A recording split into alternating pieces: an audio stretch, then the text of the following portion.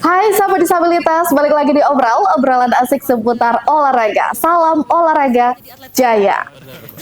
Nah, kali ini saya sudah bersama dengan Coach Tanto yang merupakan coach dari cabang olahraga para angkat berat. Nah, seperti apa sih persiapan para atlet dari cabang olahraga angkat berat yang akan menuju ke Peparnas Solo 2024? Halo Coach Tanto, apa kabar? Baik. Oke, salam olahraga Jaya. Oke, Coach, sudah sejauh mana nih persiapan para atlet kita? Kalau sampai sekarang mulai dari Platda sudah hampir sekitar 70-80% persiapan. Sebelum Platda mereka sudah latihan juga di tempat kabupaten kota masing-masing. Jadi sekarang ditambah 3 bulan untuk penambahan lagi power sama tekniknya harus diperhalus. Jadi setelah itu teknik mereka harus tahu.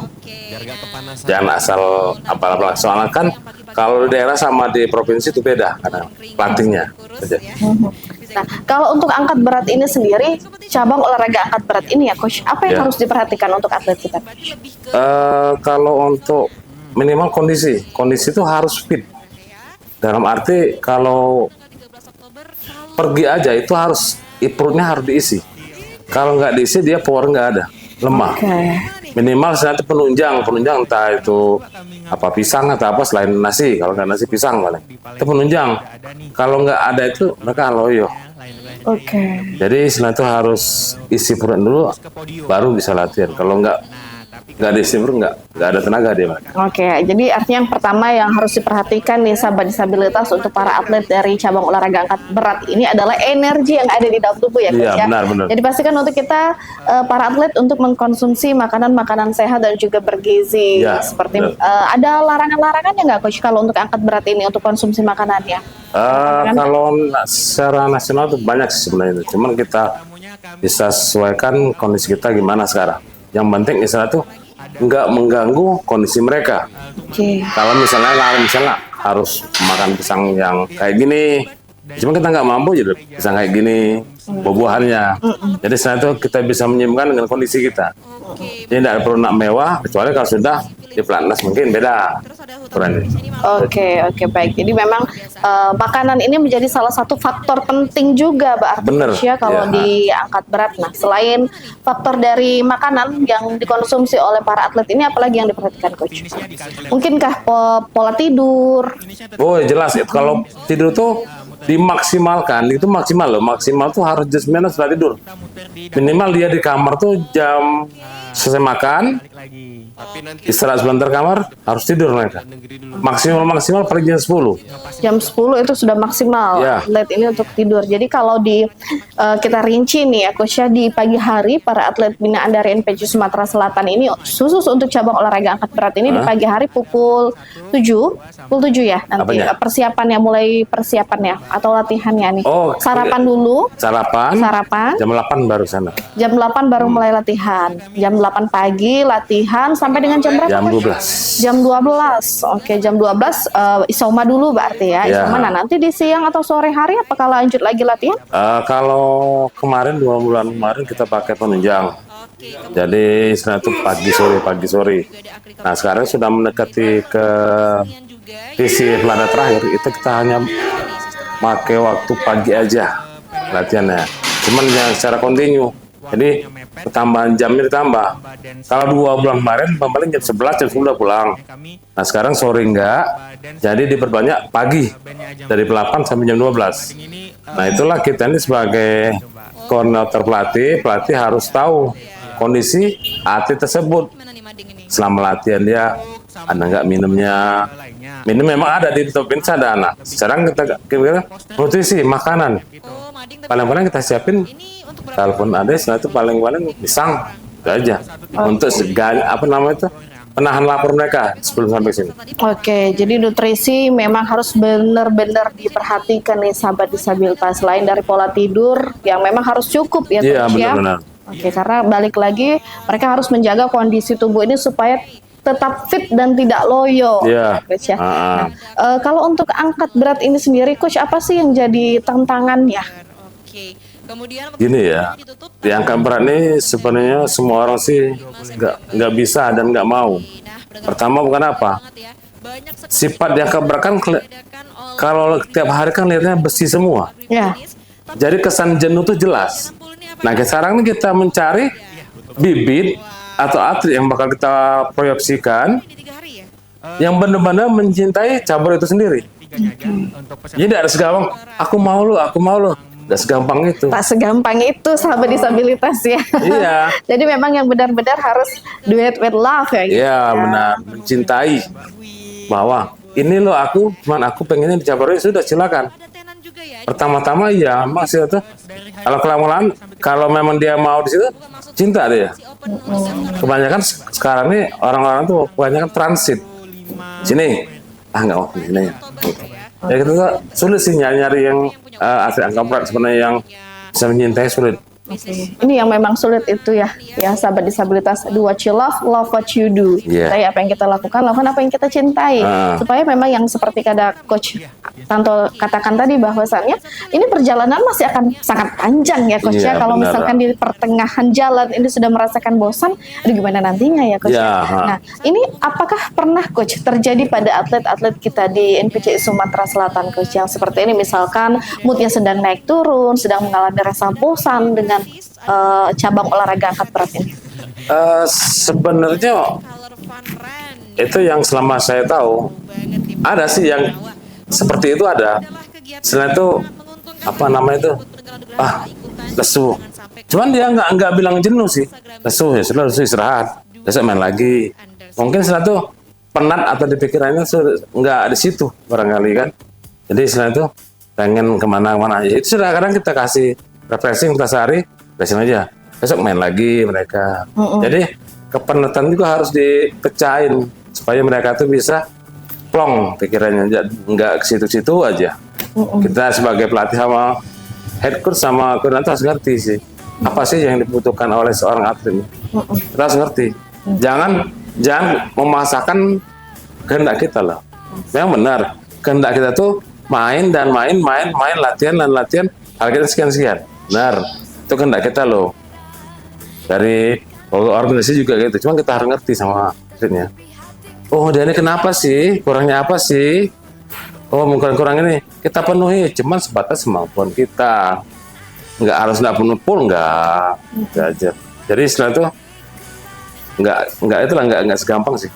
Nggak mudah ya Coach untuk berada di posisi sebagai atlet cabang olahraga angkat berat ini, karena memang tantangannya juga berat dan mengatasi rasa bosan, kejenuhan ini ya Coach ya. Nah kalau untuk cedera-cedera, pernah nggak sih Coach? Ini kan angkat berat itu masih yang sulit ya Coach ya.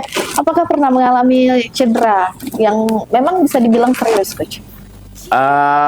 Kalau di angkat berat, kalau nggak cedera itu bohong. Bohong jelas. Aku nggak cedera, bohong. Pasti cedera dia. Entah di bahu, entah di lengan, entah di jari-jari. Soalnya kita kan mainnya kontinu. Kontinu terus mainnya berat. Lama-lama kan bisa-bisa di engsel sini gerak. Kadang-kadang di sini sakit. Itu kalau cedera itu jelas nggak bisa bohong. Ini memang apa yang jadi penyebabnya Coach? Apakah memang angkat berat ini berpotensi untuk cedera untuk atlet-atlet kita ini? Ataukah memang kalau dengan teknik yang benar tidak akan ada cedera? Tapi kalau kata Coach Tanto yang saya tangkap tadi, bohong banget nih kalau misalkan nggak cedera di angkat berat. Benar. Sebenarnya bohong sih kalau nggak cedera, bohong. Walaupun cedera ringan itu masih ada jelas. Cuman kita harus arahkan sama atlet bahwa kita harus ngasih informasi yang benar.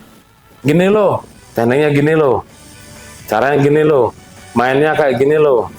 Sudah main berat, main ini lagi loh. Jadi setelah itu kita pertama harus pemanasan, warming up, pemanasan apa gerakan badan semua. Terus main beban. Beban itu dalam arti ini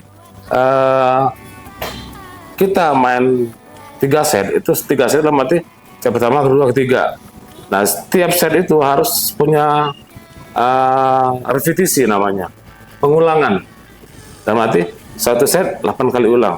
Bebannya misalnya 10 kilo misal, itu harus 8 kali, harus 10 kali dalam 1 set. 80 kilo berarti ya? Seperti itu ya, Coach? Iya, cuman di sana tuh kita main 10, 10, 10. Jadi kalau untuk dianggap berat, itu bukan soal beratnya gimana ya. Kita hitung per harinya.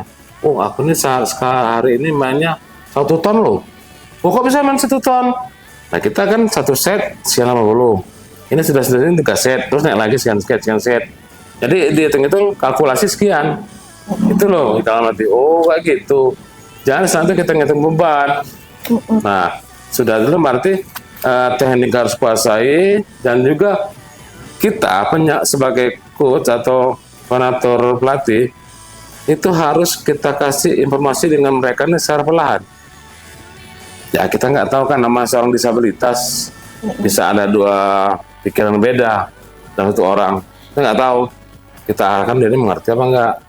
Jadi kita tuh kadang ngajak mendamping yang ngerti penyampaian kayak gini, kayak ini perlahan-lahan. Jadi harus gampang itu. Lo, angkat lo. Nggak tahu dia kalau nggak kita kasih tahu perlahan. Main kayak gini, kayak gini. Oke, Coach.